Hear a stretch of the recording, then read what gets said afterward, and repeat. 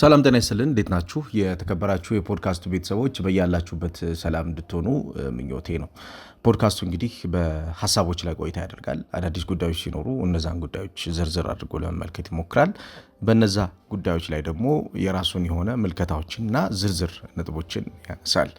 ዛሬ የምንመለከተው እንግዲህ የኢንተርናሽናል ብሬክ እንደመሆኑ ከኢንተርናሽናል ብሬክ በኋላ የሚያጋጥሙ እንዲሁም በኢንተርናሽናል ብሬክ ውስጥ እየተፈጠሩ ያሉ ክለቦችን ጫና ውስጥ የሚከቱ ጉዳዮች አሉ። ከነዚህ ውስጥ የተጫዋቾች ያልተጠበቁ ጉዳቶች ይገኙበታል። የተጫዋቾች ያልተጠበቁ ጉዳቶች የቡድኖችን በቀጣይ ፉክክሮቻቸው ላይ የሚያሳድሩት ጫና ለአሰልጣኞችም ሆነ ለክለቦቹ እንዲሁ በቀላሉ የሚታይ አይደለም። እንደምታውቁት የኢንተርናሽናል የተጫዋቾች ውድድር ተጫዋቾችን ከመጉዳት ባለፈ የተጫዋቾችን አጠቃላይ የቀጣይ የውድድር እጣ ፈንታቸውን ራሱ ጫና ውስጥ ይከትበታል።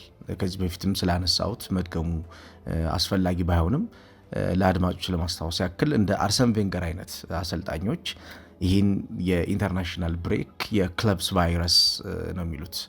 ይህ የተጫዋቾች ቫይረስ፣ የክለቦች ቫይረስ እያሉ ነው የሚጠሩትና አሁን እየሰማን ያለነው ጉዳይ ምናልባት ለኢንተርናሽናል ውድድር በተለይ የተጫዋቾችን ፐርፎርማንስ እና የተጫዋቾችን ብቃት ሜንቴን ከማድረግ ጋር የክለቦችን ደህንነት፣ ክለቦች ያሉባቸውን የውጤት ችግሮች ከማስተካከል ጋር በሚኖረው ጫና ምላሽ የሚፈልግ ነው የሚመስለው።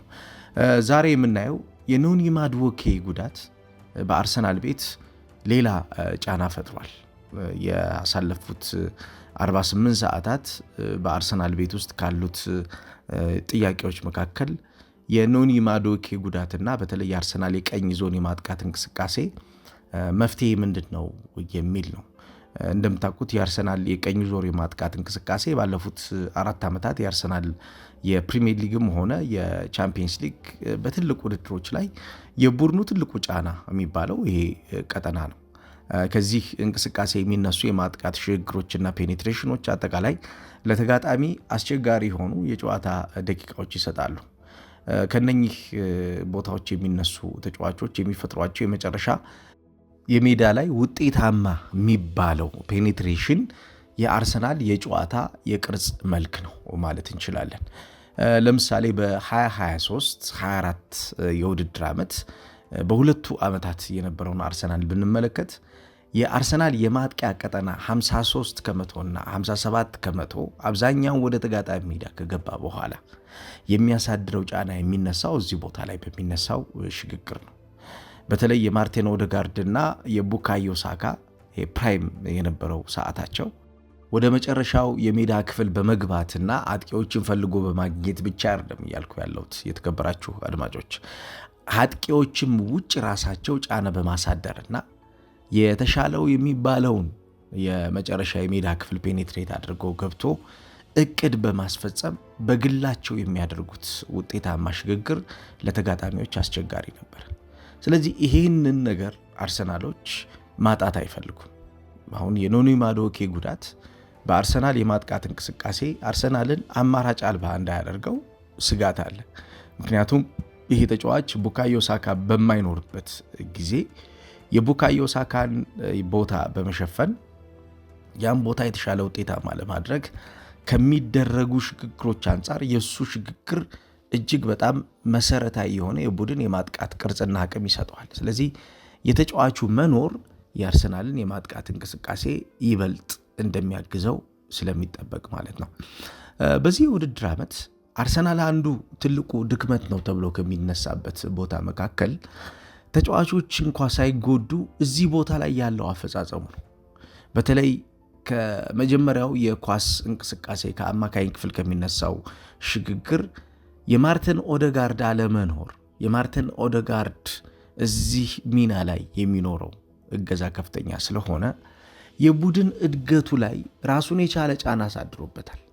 ማርቲን ኦዴጋርድ ባለባቸው የጨዋታ ቀናቶች የሱ ፔኔትሬሽኖችና የሱ የኳስ ንክኪዎች ወይም ደግሞ ኢንሳይሲንግ አይዲያዎች የሚባሉት የመጨረሻውን የሜዳ ክፍል የተሻለ ውጤታማ በማድረግና የቀኝ ዞኑን የማጥቃት እንቅስቃሴ በመፍጠር ወይም በማሳደግ ለተጋጣሚ አስቸጋሪ ቡድን ያደርገዋል። ነገር ግን የኦዴጋርድ ጉዳት የአርሰናልን የቀኙን ዞን የማጥቃት እንቅስቃሴ ችግር ውስጥ ከቶታል። አሁን ደግሞ ኖኒ ማዱዌኬ ጉዳት አስተናግዶ ወደ አርሰናል የሕክምና ዲፓርትመንትና ካምፕ ተመልሷል። በእርግጥ ትናንትና የወጡ መረጃዎች እንደሚያሳዩት ከሆነ ባለፉት 24 ሰዓታት የእንግሊዝ ሚዲያም ሆነ የእንግሊዝ ደጋፊዎች በአርሰናል እግር ኳስ ክለብ የተጫዋቾቹ ውሳኔ ደስተኛ አለመሆናቸውን ያሳያል። ምክንያቱም ቀሪ ጨዋታ እያለባቸው እንግሊዛውያን ተጫዋቾች ከካምፕ ለቀው ወደ አርሰናል መጥተዋል። በተለይ ሁለቱ ወሳኝ ተጫዋቾች ካምፕ ለቀው ወደ አርሰናል ክለብ መምጣታቸው ለናሽናል ቲም ከዚህ በኋላ እንደዚህ አይነት ባህሪ ያላቸውን ተጫዋቾች መምረጡ አስፈላጊ አይደለም። እነኚህ ተጫዋቾች ለምንድነው ክለብን ከናሽናል ቲም ያስቀደሙት በሚል የተከፈሉ ሐሳቦች እየተሽከረከሩ ይገኛሉ። የመጀመሪያው ዴክለን ራይስ ነው። ያው ዴክለን ራይስ በመጀመሪያው ጨዋታ ላይ እንደተመለከታችሁት የእንግሊዝ ብሔራዊ ቡድን በአግባቡ ካልተጠቀመባቸው ተጫዋቾች መካከል አንዱ ነበረ። ያው የቡድኑ በጣም ወሳኝ የሚባል ተጫዋች ነው ዴክለን ራይስ። የቡድኑ ሞተር እንደሚሆን ይጠበቃል። ዘንድሮ በፕሪሚየር ሊጉ እያሳየው ካለው ፐርፎርማንስ ዘንድሮ ራሱ ተጫዋቹ ከፈጠረው እድገት አንጻርም በዓለም ዋንጫው ለእንግሊዝ ብሔራዊ ቡድን የሆነ ነገር ይሰጣል ተብሎ ነው የሚጠበቀው። ቶማስ ቱሄልም ስለዚህ ተጫዋች ሲናገሩ የቡድኑ አጠቃላይ እድገት የሚወሰነው እንደ ዴክለን ራይስ ባሉ ተጫዋቾች እንቅስቃሴ ይሆናል። ስለዚህ ዴክለን ራይስን እንፈልገዋለን ያሉት። ስለዚህ የሚፈልጉትን ተጫዋች ማጣት እንደማይፈልጉ ግልጽ ነው። ግን ደጋፊው ከካምፑ ለቆ ወደ አርሰናል መምጣቱ ለክለቡ ለሀገሩ ያለውን ክብር ደረጃ የሚያሳይ ነው። እዛው መቆየት ነበረበት፣ ለምን ለቆ መምጣት አስፈለገ የሚል ተቃውሞ ተነስቶበታል። ሁለተኛው ቡካዮ ሳካ ነው። ሳካ ከእንግሊዝ ካምፕ ለቆ አሁን ወደ አርሰናል ካምፕ መጥቷል። የዚህም ተጫዋች መውጣት እንዲሁ የአርሰናል ደጋፊዎችን ቢያስደስትም የእንግሊዝ ብሔራዊ ቡድን ደጋፊዎችን ግን አላስደስትም። ምክንያቱም የናሽናል ዲዩቲ በሚገባ ተወጥተው ወደ ክለብ መምጣት እያለባቸው ለምን ከናሽናል ዲዩቲ ሳይጨርሱ ለናሽናል ዲዩቲ መስጠት የሚገባቸውን ነገር ሳያደርጉ ወደ ክለብ መምጣት አስፈለገ የሚል ክርክር መጥቷል። ያው የሁለቱ ተጫዋቾች የቅርብ ጊዜ ፐርፎርማንስ እንደሚታወቀው ለአርሰናል በጣም መሰረታዊ የሆነ ነገር ነው። አርሰናል ከነዚህ ተጫዋቾች በሜዳ ላይ መገኘትና በሜዳ ላይ ፐርፎርም ማድረግ የሚያገኘው ጥቅም እንዲሁ ቀላል የሚባል አይደል። ስለዚህ እነኚህ ተጫዋቾች ወደ አርሰናል ካምፕ መምጣታቸው እጅግ በጣም ከፍተኛ የሆነ የአርሰናል እግር ኳስ ክለብ ውስጥ የተፈጠረውን ጫና ያቀላል። ነገር ግን ለሌሎቹ ደግሞ የተጫዋቾቹ መምጣት ደስተኛ አያደርጋቸውም። በተለይ ለእንግሊዝ ብሔራዊ ቡድን ደጋፊዎች ፈናቲክ ለሚባሉት በጣም አጥባቂ በጣም አክራሪ ለሚባሉት የእንግሊዝ ብሔራዊ ደጋፊዎች ግን ከብሔራዊ ቡድን ይልቁን ክለብ አስቀደሙ ወደሚለው ጥርጣሬና ትችት ውስጥ እንዲሄዱ አድርጓቸዋል። ሚኬል አርቴታ ስለዚህ ጉዳይ እየተናገረው ነገር የለም። ደስተኛ እንደሚሆን ግን ግልጽ ነው። ምክንያቱም በኢንተርናሽናል ጨዋታ በርከት ያሉ ተጫዋቾች በጉዳት ምክንያት አርሰናልን ሳያገለግሉ ያለፉት 3 ዓመታት ቀርተውበታል። በተለይ በቁጥር ደረጃ ከተመለከትነው ወደ 11 የሚጠጉ ተጫዋቾች ባለፉት 3 ዓመታት አርሰናልን ሳያገለግሉ በኢንተርናሽናል ጉዳት ምክንያት ወሳኝ የሚባሉ የጨዋታ ቀናቶች ላይ አልተገኙለትም። ስለዚህ የኢንተርናሽናል ጨዋታዎች ለሚኬል አርቴታ የቡድን እድገት፣ ለሚኬል አርቴታ የቡድን ጥንካሬ ሌላው ተጋጣሚ ፈታኝ የሆነ ኬዝ ነው ማለት ነው። ስለዚህ ይሄንን ኬዝ ለማስተካከል በተለይ እነኚህን ተጫዋቾች ሳይጎዱ ማግኘቱ ሚኬል አርቴታ እንደሚጠቅመው ግልጽ ነው። አንድ ጉዳት ያስተናገደው በዚህ በኢንተርናሽናል ጨዋታ የኖኒ ማዱዌኬ ጉዳት ብቻ ነው። ይሄ ምናልባት ካለፉት 3 ዓመታት በኢንተርናሽናል ጨዋታዎች አርሰናል ጉዳት ሳያስተናግድ ከተመለሰባቸው ተጫዋቾቹ ከተመለሱበት የውድድር መርሃ ግብሮች መካከል አንዱ ነው። በእርግጥ ጉዳት አስተናግዷል። ነገር ግን የጉዳት መጠኑን ነው እያልኩ ያለሁት። ምክንያቱም የከፋ ጉዳት ያስተናገደበትን የ2024 እና 25 የውድድር ዓመትን ማስታወስ ይቻላል። በዛን የሶስት የኢንተርናሽናል ብሬኮች ላይ አርሰናል ወደ 4 የሚጠጉ ከፍተኛ ፕሮፋይል ያላቸው ተጫዋቾችን በጉዳት ምክንያት አጥቷል። እነኚህ ተጫዋቾች ቡድኑን መጥቀም በሚገባው ሰዓት እንዳይጠቅሙ አድርጓቸዋል ጉዳቱ። ምክንያቱም ፐርፎርም ሊያደርጉ በሚገባቸው ልክ ፐርፎርም ማድረግ ሲገባቸው ተጫዋቾቹ ጉዳት በማስተናገዳቸው ምክንያት የዛ የጨዋታው እቅድ አካል መሆን ስላልቻሉ ማለት ነው። አሁን የኖኒ ማዱዌኬን ጉዳት ከወሰድ ነው የእንግሊዝ ብሔራዊ ቡድን በመጀመሪያው የኢንተርናሽናል የፍሬንድሊ ጨዋታ ላይ ሲጠቀምበት፣ በተለይም ደግሞ አሰልጣኝ ቶማስ ቱሄል የዚህን ተጫዋች ሚና ያውቁታል። በተለይ በአርሰናል ሚኬል አርቴታ የዚህን ተጫዋች አቅም የሚጠቀመው ወርክሬቱ ነው። ወርክሬቱ በጣም ከፍተኛ ነው። ታታሪ የሚባል የመስመር ተጫዋች ነው። ከዛ ውጭ የሚኬል አርቴታን የጨዋታ ሲስተም ስዊት ከሚያደርግ ወይም ደግሞ ከሚመቹ ተጫዋቾች መካከል አንዱ እንደሆነ ግልጽ ነው። በተለይ በቼልሲ በነበረበት ሰዓት ኤንዞ ማሬስካ የሚሉት ነገር አለ። ሎ ብሎክን ለማስከፈት የኖኒ ማዱዌኬ ፔኔትሬሽን የብዙ የዊንግ ተጫዋቾች ድሪም ነው ይላሉ። ይሄ ድሪም ኦፍ ኤቭሪ ዊንገር ፕሌየርስ ነበር የሚሉት። በጣም ወሳኝ የሚባል ፔኔትሬሽን ያደርጋል። በጣም ወሳኝ የሚባለውን ፔኔትሬሽን ደግሞ የሚያግዙትን አካታች የሚባሉ ሩጫዎችን እያደረገ ነው ወደ መጨረሻው የሜዳ ክፍል የሚገባው። እነዚህ አካታች የሚባሉ ሩጫዎች ሌሎች የሚመጡ ተጫዋቾችን በተሻለ ውጤታማ እንዲሆኑ እድል የሚሰጥ ነው። በተሻለ ውጤታማ እንዲሆኑ የሚያግዝ ነው። ምክንያቱም የሱ አቅም እነዚህ ነገሮች ላይ ሌኖችን፣ ብሬኪንግ ሌኖችን በመፍጠር እንዲሁም አክሲለሬሽኖችን፣ አንድ ለአንድ አክሲለሬሽኖችን ወይም ደግሞ የፊዚክስ ብዙ የተማራችሁ ሰዎች ታውቃላችሁ አድማጮቼ፣ አክሲለሬሽን ማለት ሽምጠታ ማለት ነው። በጣም በፍጥነት ነገሮችን ለማድረግ የሚከናወንበት መንገድ ነው እና ይሄ አክሲለሬት የሚያደርግበት አንድ ለአንድ ኳሶችን ይዞ የሚሄድበት መንገድ በጣም የሚደነቅ ነው። ከዛ ውጭ ቀጥተኛ የሚባለውን የኳስ አቀባበል መንገዶችን ሁሉ ያዘጋጃል ኖኒ ማዱዌኬ። አርሰናልን ሲቀላቀል የምታስታውሱት ይሄ ተጫዋች ለአርሰናል ለምንድን ነው የፈረመው? አርሰናል ምን አይነት ስካውት ነው ያለው ይህን ተጫዋች ማምጣቱ? አሁን በዚህ ጊዜ ኖኒ ማዱዌኬ ያስፈልጋል ወይ ብለው የተሳለቁ ነበሩ። ኢቨን የአርሰናል ደጋፊዎችም ብለው ደግሞ ለማዱዌኬ 50 ሚሊዮን ፓውንድ አወጡ አርሰናሎች የሚል ከፍተኛ የሆነ ስላቅ ነበር የተመለከትነው የነበረው። ይህ ዝውውር ግን የሆነ ነገር ሊያመጣ እንደሚችል ይጠበቅ ነበር። በተለይ ሚኬል አርቴታ እና የዝውውሩ ዋነኛ ፈላጭ ቆራጮች ይሄ ተጫዋች መምጣቱ በአርሰናል የማጥቃት እንቅስቃሴ አማራጭ የማጥቃት እንቅስቃሴ በአርሰናል ወሳኝ የሚባሉ የጨዋታ ቀናቶች እድገት ላይ የዚህ ተጫዋች አስተዋጽኦ ከፍተኛ እንደሚሆን ያውቁታል።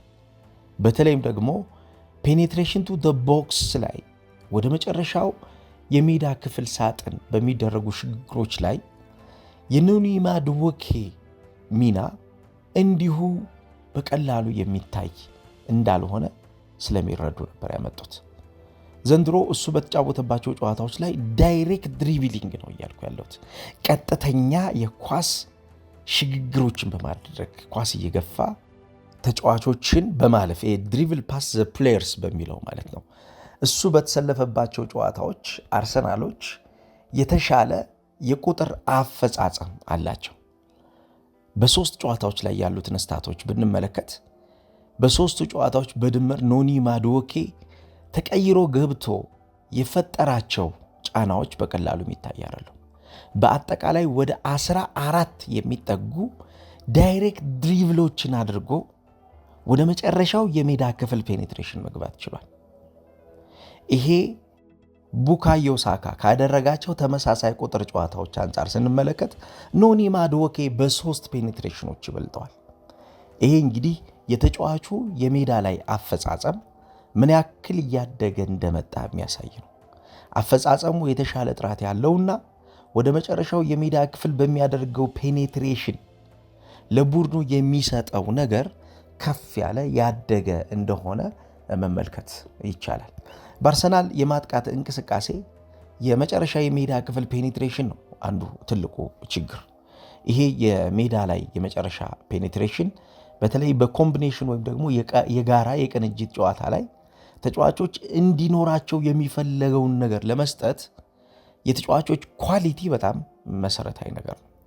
ምክንያቱም ተጫዋቾች አልፈው ሄደው ሌላኛውን የማጥቃት እንቅስቃሴ መቆስቆስ ወይም ደግሞ ማስጀመር ይኖርባቸዋል።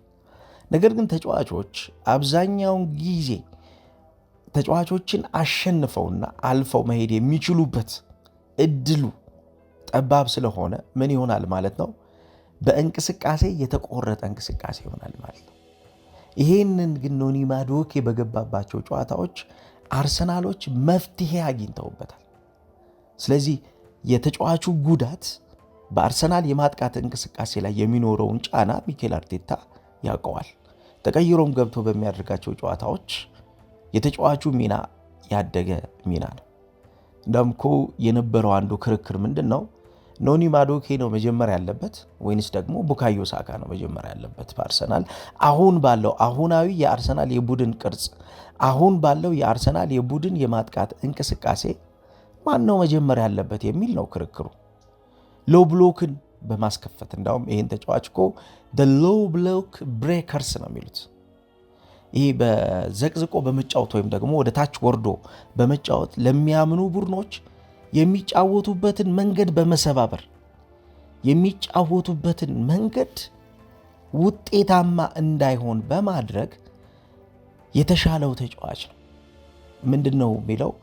ለተከላካይ መስመር ተጫዋቾች እንዳውም ፍራቻና ጫና ይጥልባቸዋል ይላል። he put tension on them ነው የሚለው። ስለዚህ ተጫዋቹ በሚያደርጋቸው ሽግግሮች የተጋጣሚ ቡድን የጨዋታ እቅድ ላይ የሚኖረው አስተዋጽኦ እጅግ በጣም ያደገና ለአሰልጣኞች ታክቲካሊ የሚፈለግ ነው። ለምሳሌ የዲፌንሲቭ ኮንትሪቢዩሽኑም እንዲሁ በአርሰናል ከማጥቃት ኮንትሪቢዩሽኑ እኩል የሚስተካከል ነገራችን ላይ ወደ ኋላ የሚመለሱ ሽግግሮችን ማለትም ከመጨረሻው የማጥቃት እንቅስቃሴ በኋላ የሚጣሉ ኳሶች ሊኖሩ ይችላሉ። ስለዚህ እነኚህ የሚጣሉ ኳሶችን ተመልሶ እንደገና በመከላከል ዲፌንሲቭ ሺልድ በመስጠት በተለይም ደግሞ ተመልሶ ዳይሬክት ሩጫዎችን በማድረግ እና ትርምሶችን በመፍጠር የማጥቃት እንቅስቃሴያቸው የተጋጣሚ ቡድን የማጥቃት እንቅስቃሴ የሚፈለገውን ያክል ውጤታማ እንዳይሆን የዚህ ተጫዋች ሚና በጣም ከፍተኛ ነው። እንዳውም የአርቴታ የጨዋታ እቅድ አብዛኛውን ጊዜ ከማጥቃት እንቅስቃሴ በኋላ ስላለው ነገር ማሰብ ስለሆነ፣ ምክንያቱም ማጥቃቱ ብቻውኑ ዋስትና ሊሆን እንደማይችል ስለሚያውቀው ከማጥቃቱ ጎን መከላከሉ ቤዚክ ነገር እንደሆነ ስለሚያውቀው፣ ስለዚህ ትራኪንግ ባክ ዩር ኦፖነንትስ ራን ነው የሚለው እሱ። የመከላከል አደረጃጀቱ የተጋጣሚ ቡድንን የማጥቃት እንቅስቃሴ ተመልሶ የሚያይ መሆን አለበት። የማጥቃት ክፍል እንቅስቃሴን እንዴት ማቆም አለብን ብሎ የሚያስብ መሆን አለበት እና ስታንዳርዱ የአርቴታ ስታንዳርድ ያለው ተመልሶ መከላከል፣ ተመልሶ ለተከላካይ መስመር ተጫዋቾች ሽፋን መስጠት፣ ይሄ ቤዚክ ነገሩ ነው። የምታስታውሱት ከሆነ አድማጮች አንድ ጥያቄ ነበረ በአርሰናል ቤት። ይሄ ጥያቄ ተጫዋቾች ለምንድን ነው ወርክ ሬታቸው እየወረደ ያለው? ለምንድን ነው ይህን ወርክ ሬታቸውን ማያስተካክሉት? በተለይ አርሰናል በሚጠቃበት ሰዓት፣ ኳስ በሚያጣበት ሰዓት ኳሱን ሸፍኖ የሚጫወቱ ተጫዋቾች ለምንድን ነው በስርዓት ኳሱን ለመሸፈን ያልቻሉት? ለምንድን ነው ኳሱን ለመሸፈን ተጫዋቾችን ማገዝ የተሳናቸው? የሚል ሚኬል አርቴታ በተደጋጋሚ የሚያነሳው ነገር ነበረ። በቅርቡ ከፊት መስመር የማጥቃት እንቅስቃሴ ቆስቋሽ ተጫዋቹ ከሆነው ኤቤሬቺ ኤዜ ጋር የነበረው ጥያቄ ሚያ ነው። ኤቤሬ ኤዜ ጋር የወርክ ሬቱ ደካማ ነው። በመከላከል አደረጃጀት ተጋጣሚ ስፔስ እንዲያጣ ማድረግ አልቻለም። ተጋጣሚ ኳስ እንዳይጠቀም ማድረግ አልቻለም። ሽግግሮችን ማስቆም አልቻለም። እነዚህ ነገሮች ደግሞ በአጠቃላይ የአርሰናልን የመጠቃት ቴንደንሲውን አብዝተውታል፣ አግዝፈውታል። ስለዚህ ተጫዋቹ ቶሎ ወደሚፈለገው የቡድን ስራ መምጣት አለበት፣ ዲሲፕሊንድ መሆን አለበት የሚል ጥያቄ ተነስቶበታል። ሚኬል አርቴታም በግልጽ ባይናገርም ሁላችንም የማጥቃት ዲዩቲ እንዳለብን የመከላከልም ዲዩቲ አለብን ብሎ አስተያየት ሰጥቶ ነበር። የመከላከል ዲዩቲ አለብን ሲል በተለይ የማጥቃት ባህሪ ያላቸው ተጫዋቾች ያላቸውን ኮሚትመንት ለማንሳት በኖኒ ማዱዌኬ ላይ እንደዚህ አይነት ጥያቄ አይነሳ። አሁን አርሰናል ማጥቃቱን ብቻ አይደለም ኖኒ ማዱዌኬ የሚመራለት፣ መከላከሉ ላይ ያለው አደረጃጀት፣ መከላከሉ ላይ ያለው የቡድን ዝግጁነት እንዲሁ በቀላሉ የሚታይ አይደለም። ከዛ ውጭ የፖዚሽናል ቨርሳቲሊቲን እንዲሁ በቀላሉ እዚህ ተጫዋች ላይ የሚገኝ ነው። የተጫዋቹ የመጀመሪያው ቦታ ይታወቃል፣ የቀኝ ዊንግ እንደሆነ ይታወቃል። የቀኝ የማጥቃት እንቅስቃሴን የሚመራ ተጫዋች ነው። ባካፕ ሮቴሽን ሆኖ ነው እያገለገለ ያለው። የቡካዮ ሳካ ተቀያሪ የቀኝ ዊንግ ማጥቃት እንቅስቃሴ ነው እየመራ የሚገኘው። ነገር ግን የሚጠቀምበት ሌላኛ ደግሞ የማጥቃት ቦታ አለው። ለሚኬል አርቴታ የሚጠቀምበት ሌላኛው የማጥቃት ቦታ ደግሞ የግራውን የማጥቃት ፔኔትሬሽን ይህን ተጫዋች ተጠቅሞ የተሻለ የቡድን እንቅስቃሴና እድገት መፍጠር ይፈልጋል። ስለዚህ ይህ ፖዚሽናል ቨርሳቲሊቲ ላይ ተጫዋቹ ያለው አቅም ከፍተኛ ነው። አርቴታ የሚያጣው ይህን ተጫዋች በጉዳት አንድ ተጫዋች ብቻ ወይም ደግሞ የአንድ ሚና ባህሪ ያለውን ተጫዋች ብቻ አይደለም የሚያጣው፣ የሁለት ሚና ባለቤት የሆነን ተጫዋች ነው የሚያጣው። ከዛ ውጭ የተጫዋቹ ሌላው ትልቁ ኳሊቲ ባለ ሁለት እግር፣ በሁለቱ እግሮቹ ኳስ መጫወት የሚችል ሰው መሆኑ ነው። እነኚህ ተጫዋቾች ያው አምቢዴክስትሪየስ ይባላሉ። የተከበራችሁ አድማጮች፣ በሁለት እግራቸው ኳስ መጫወት የሚችሉና በሁለት እግራቸው ማድረግ የሚገባቸውን ነገር የሚያደርጉ ናቸው እነኚህ ተጫዋቾች። የኖኒ ማዱዌኬ ሚናም በተለይም ደግሞ አንፕሪዲክትብል እንዲሆን፣ ተገማች እንዳይሆን፣ ይህ ተገማችነት በማጥቃት እንቅስቃሴ ውስጥ እንዲሰፋ በሁለት እግሮቹ የሚጠቀማቸው ኳሊቲዎቹ እጅጉን ያደገ መሆኑ ለአርሰናል አማራጭ ሰጥቶታል። ሃይ ኢፌክቲቭ ሹቲንግ አቢሊቲ ያለው ከፍተኛ የሆነ ኳሶችን ከሳጥኖች የመምታት በሁለቱ እግሮች የመምታት የማዘጋጀት ለተጋጣሚ ጫና የማሳደር አቅም ያለው ተጫዋች ነው ኖኒ ማዱዌኬ። ይህንን ነው አርሰናል አሁን በጉዳቱ ምክንያት እንዳያጣው እየተፈራ የሚገኘው። ምክንያቱም በዚህ ሰዓት ይህንን ተጫዋች ማጣት አንድ ተጫዋች ብቻ ማጣት እንዳልሆነ ስለሚታሰብ ማለት ነው። በጣም መሰረታዊ የሚባለው የተጫዋቾች ስኪል ያላቸው ብቻ ነገር አይደለም፣ የሌላቸውን ነገርም በቡድን እንቅስቃሴ ውስጥ ለማውጣት የሚያደርጉት ጥረት ያላቸው ኮሚትመንትም ነው። ካላቸው ነገር በላይ ሊሰጡ የሚፈልጉት ነገር በኮንሲስተንሲ ውስጥ ይገለጻል እና ኮንሲስተንት ተጫዋች ነው። ተጫዋች በወጥነት ለመጫወት የሚሞክር ተጫዋች ነው። ሁሌም የሚጥር ተጫዋች ነው። ሁሌም የሚሞክር ተጫዋች ነው። ስለዚህ ሁሌ የሚጥርና የሚሞክርን ተጫዋች በፋይናል ሰር ዲሲሽን ሜኪንግ ላይ ችግር ላለበት ቡድን በጉዳት ማጣት የቡድን የማጥቃት እንቅስቃሴው ላይ ያውም ደግሞ በሶስት ዋንጫ ጉዞዎች ላይ ላለ ቡድን የሚኖረው ጉድለት ከፍተኛ ነው ማለት ይቻላል። ፊዚካሊቲውንም እንዲሁ ብንመለከት ኖኒ ማዱዌኬ ፊዚካሊቲው ጠንከር ያለ ተጫዋች ነው። በተለይ ደግሞ በመስመር ለሚነሱ ሽግግሮች የመስመር ተከላካዮች አብዛኛውን ጊዜ ኃይለኝነት የተቀላቀለባቸው ጉልበተኛ የሆኑ ሽግግሮችን የሚያደርጉና እዛ ቦታ ላይ አደገኛ የሆነ ስራ ሊሰሩ ይችላሉ ብሎ የሚያስቧቸውን ተጫዋቾች በጉልበት ለማቆም የሚሞክሩ ናቸው አብዛኞቹ እዛ ቦታ ላይ ያሉ ተጫዋቾች። ኖኒ ማዱዌኬ ይህንን ፔኔትሬት አድርጎ ሰብሮ መሄድ የሚችል ተጫዋች ነው። በአርሰናል አብዛኛውን በተጫወተባቸው ጨዋታዎችም ይህንን ማድረግ ችሏል እና የተጫዋቹ ኳሊቲ በቀላሉ በአርሰናል የሚፈጥረው ጫና ግልጽ ነው፣ አማራጭ አልባ ያደርገዋል። ስለዚህ ቶሎ አገግሞ ወደ ሜዳ እንዲመለስ የአርሰናል ደጋፊዎችም አሰልጣኙ ሚኬል አርቴታም የሚፈልጉት ነገር ነው።